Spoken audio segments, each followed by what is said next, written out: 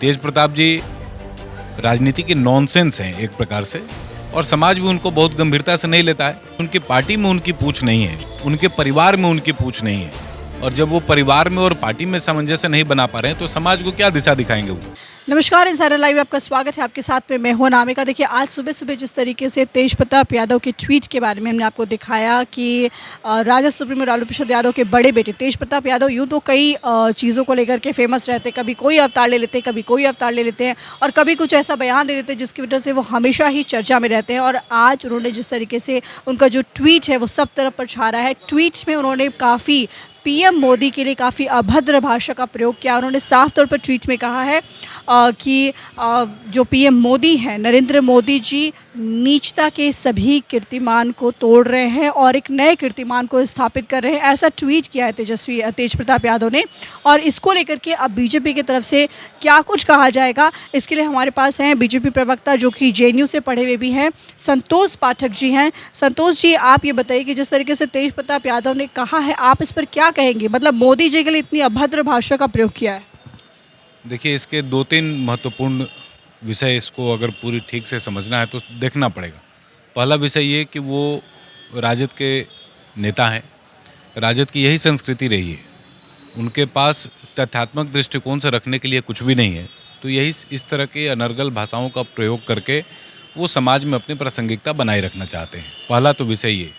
दूसरा, जिसके लिए वो कह रहे हैं, आज के समय पर प्रधानमंत्री जी पूरे दुनिया में सबसे लोकप्रिय नेताओं में से हैं। कई मॉर्निंग कंसल्ट जैसी कितनी संस्थाओं ने सर्वे कराए, पूरे देश भर में, दुनिया भर में कराए, और सबको ये मालूम है कि प्रधानमंत्री नरेंद्र मोदी जी दुनिया में सबसे लोकप्रिय नेताओं में से हैं। तो अपनी प्रासंगिकता को बनाए रखने के लिए उन पर उंगली उठाना, और एक प्रकार से मैं ये कह सकता हूँ कि सूर्य को दिया दिखाने के जैसा कार्य है ये। तेज प्रताप जी राजनीति के नॉनसेंस हैं एक प्रकार से, और समाज भी उनको बहुत गंभीरता से नहीं लेता है। ठीक है, उनको लगा कि कुछ कह के अगर मीडिया में कुछ देर बना रहा जा सकता है, चलाया जा सकता है, तो इस नाते वो ये सब ड्रामा करते रहते हैं। उनकी ड्रामा का समाज से कहाँ कोई लेना देना नहीं। उनकी पार्टी में उनकी पूछ नहीं है, और उनके परिवार में उनकी पूछ नहीं है, और जब वो परिवार में और पार्टी में सामंजस्य नहीं बना पा रहे हैं तो समाज को क्या दिशा दिखाएंगे वो। प्रधानमंत्री जी आज के समय पर दुनिया के सबसे लोकप्रिय नेतृत्व में इसलिए हैं क्योंकि उन्होंने भारत के सभी नागरिकों के लिए कुछ न कुछ किया है, और वो लगातार देश के उनके नेतृत्व में लगातार भारत एक नए कीर्तिमानों को स्थापित कर रहा है। कल परसों जो हमारा कार्यक्रम है विजयोत्सव का, उसमें भी हम लोग एक विश्व रिकॉर्ड बनाने वाले हैं। तो इस तरीके के चीज़ों को देख के समाज में लगातार काम करके नरेंद्र मोदी जी यहाँ तक पहुँचे, और पूरे समाज का पिछले 4-5 विधानसभा चुनावों के जो परिणाम भी जो आए वो सारे दर्शाते हैं कि नरेंद्र मोदी जी की लोकप्रियता और समाज में स्वीकार्यता इतनी ज़्यादा है।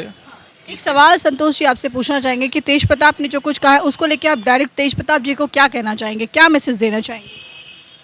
एक मैसेज ये है कि इस तरीके की खोखली बयानबाजी से उनको बचना चाहिए, क्योंकि उनकी जो प्रतिस्पर्धा है वो समाज में किसी और से नहीं, उनके परिवार के अंदर है और पार्टी के अंदर है।